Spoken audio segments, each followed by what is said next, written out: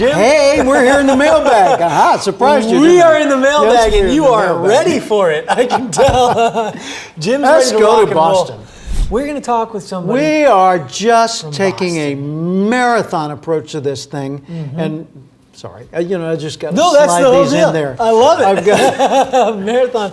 we are actually. We've done a number of these mailbag sessions right here in a row, and it's fun. We care about It's a what kick. you guys have, your questions. That's what we're here for. Yep. And I say we, and it's really Jim. I know you're here to listen to Jim. That's fine. So I'm going to just read the question from our Thriver in Boston and then let you just take the show, okay? Fair enough. Here we go. The Thriver in Boston, Massachusetts says, I am a franchise owner and I just recently opened my second store. The first store made a good profit, but now that I feel overwhelmed every day and the second store is just barely surviving. My wife tells me I'm disorganized and I agree. How can I uncap my growth and get more organized? What can I do to get on top of it and just get organized? Well, I'd say first off, it's likely that the reason your first franchise store was successful was because you were personally running it. And the reason the second one's not is because you are not personally running it. That's a suspicion. I don't know that, of course. Sure. But you need to develop what a friend of mine calls his rocks, the people that you can depend on. I'd say look at the people that you've got working with you right now and see who's got the most potential. And start really coaching that person and collaborating with that person and finding ways to get that person to the level that you need them to be so that they can accept the lead. When you've got too much work to do, one good way to lessen the workload is to delegate it. But what if the other people aren't ready to pick up those tasks yet? Right. So it's not delegatable yet, right?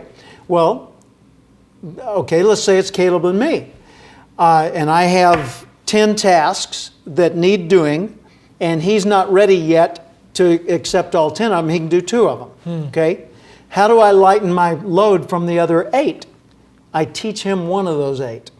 Now I've got 7, he's got 3. Right. And over time, I coach him and work with him and give him better tools, better software, better, more support, whatever, more information access, or, or whatever you need, Whatever it needs. so that you become more capable of making your own decisions, taking action independently. Because the more he needs me, the less I am managing and the more I'm just doing 2 jobs. The less he needs me, the more I'm managing and leading, and less just doing the worker bee part. That makes so much sense. I'm hoping that's helpful, and I want to summarize to make sure we got everything here. This is big. You're saying if you want to, you're spread in 2 locations now. Yeah. And you've got to find a rock, somebody that you can rely on. And it doesn't have to be a person that could take over the whole business. Sure. Or a person that's a duplication of you. Okay. Just somebody that's got capabilities to lighten your load in one category. So specific at a rocks time. in different categories. I love that. But in order to do that, you're saying you've got to groom those people. Yeah, you've got to, if you have tasks you ought to delegate, you've got to make them delegatable by finding a person who can develop the skills to take action on their own. And a lot of times people say, well, I have trouble giving up control, because I'm afraid the other people will make a poor decision. Right. Well, it may be that they don't yet know how to make a good decision. Then again, it may be, let's get the truth mirror out here. Truth cannon. You don't want to give up control. Right. You don't trust other people, you only trust you. Well, if you don't trust you, then you're going to be it indefinitely. Right. Until you learn to trust other people. So that could be a factor, but I'm not saying that it necessarily is in this case. So how do I get Caleb to be better at making these decisions? Well, 1, give him the information he needs, help him develop the skills he needs, give him the tools that he needs, supervise him at first a lot, and then less and less and less over time. Because what I want him to do is become more and more capable to act without me. If he's always checking in with me, I can I think we're going to do this, but let me get back to you because I got to get Jim to sign off on Right. it. Well, if I've got to sign off on everything, I'm hanging on to way too much control, and I'm working me harder than I should, Sure. and I'm being unfair to him.